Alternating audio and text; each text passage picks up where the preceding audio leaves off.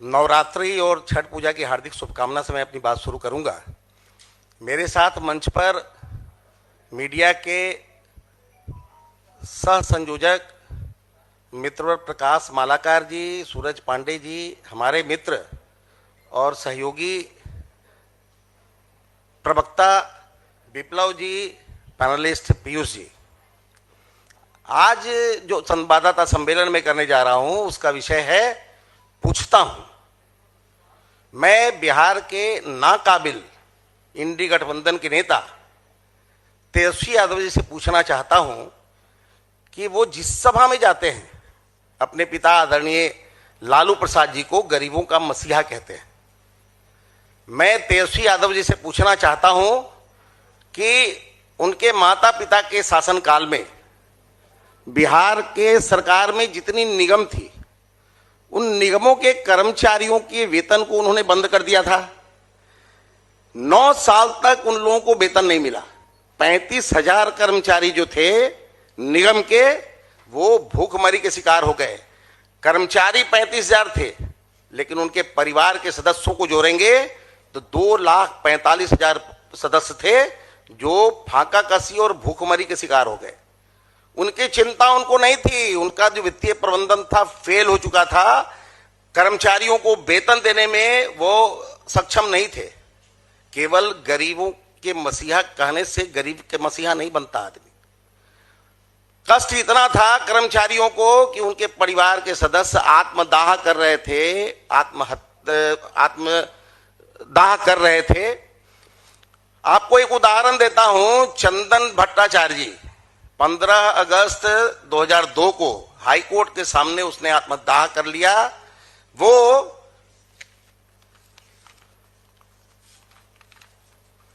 परितोष भट्टाचार्य जी जो बिहार राज्य कृषि उद्योग विकास निगम के कर्मचारी थे, उनका पुत्र था। उसको इस बात का शौक था कि वो अपनी स्कूल का फीस नहीं जमा कर पा रहा था, अपने कॉलेज का फीस नहीं जमा कर पा रहा था।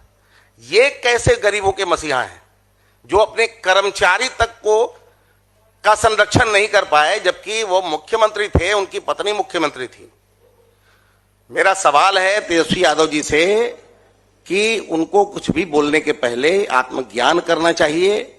अपने पिता और माता के कार्यकाल को पहले आत्मसात करना चाहिए, समझना चाहिए कि उनके कार्यकाल में किस तरह से बिहार सरकार का यूएसपी बदल गया था। बिहार ने अपनी अस्मिता खो दी थी। सड़क में गड्ढे थे कि गड्ढे में सड़क, ये बिहार के लोग नहीं जानते थे। विद्युत के तार थे, पोल थे, लेकिन करंट नहीं था। उसमें कपड़े सुखाए जाते थे। घर से शिल्पी गौतम कांड और पापरी बोस कांड के बाद घर से लड़कियों को निकलने पर प्रतिबंध लग गया था। शाम होते सड़कें सन्नाटा हो जाती थी सड़कों पे। उद्योग बिहार में अपहरण उद्योग अपना रूप ले लिया था, जिसका हेडक्वार्टर मैं प्रमाण के साथ बोल सकता हूं कि जिसका हेडक्वार्टर मुख्यमंत्री निवास हुआ करता था। उस समय रोजी रोजगार का जो हाल था, उसमें जो फुटपाथ के दुकानदार थे उनसे उनके परिवार के लोग हफ्ता वसूला करते थे। तेजस्वी यादव जी को इन बातों को भी बताना चाहिए। वो जो जहां जहां घूम के अपने पिता को गरीबों का मसीहा प्रोजेक्ट करना चाहते हैं, उनको सच्चाई से बिहार की जनता पहले से अवगत है। बिहार की जनता ने दंश झेला है 90 के दशक का, और किस तरह से बिहार में जातीय नरसंहार, भाई को भाई से लड़ाना और भूरा बाल साफ करो जैसे स्लोगन से भाई को भाई से लड़ाया गया। उस दौर को भी उनको बताना चाहिए कि मेरे पिता और माता के कार्यकाल में बिहार ने अपनी अस्मिता खो दी थी। तो केवल ये कहने से कि उनके पिता गरीबों के मसीहा है, किसी के गले में बात नहीं उतरती है। केवल चंदन भट्टाचार्य जी उदाहरण नहीं है, उनके बाद कई लोगों ने आत्महत्या करने की कोशिश की।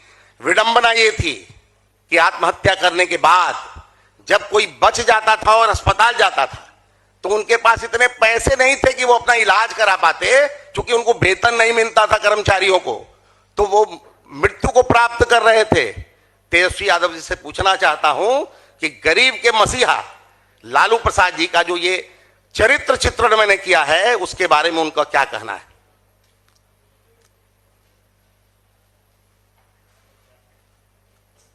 आप लोगों का कोई सवाल हो?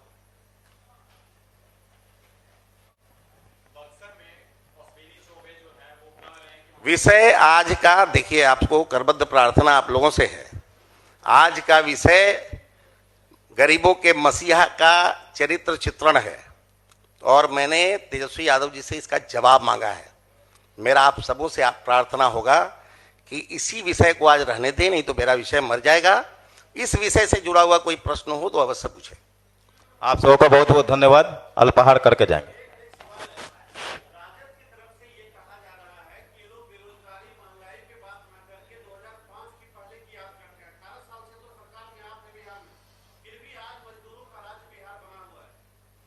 अपने पिता से इस बात का जवाब मांगना चाहिए कि किस तरह से उन्होंने बिहार को कंगाल किया।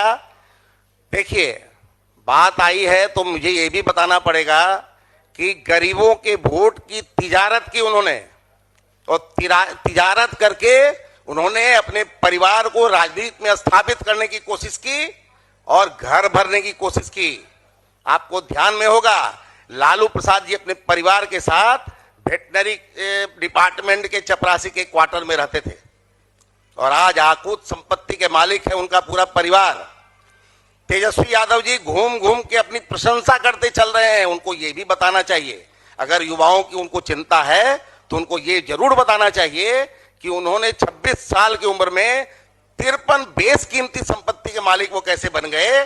अगर इसका मैकेनिज्म बिहार के युवाओं को वो बताएंगे तो मुझे लगता है कि बिहार के युवा भी तरक्की कर जाएंगे, लेकिन वो नहीं बताएंगे इसलिए कि उन्होंने भ्रष्टाचार किया है।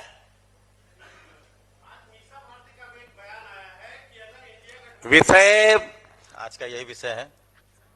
विषय लालू जी को गरीबों का मसीहा बताने पर है।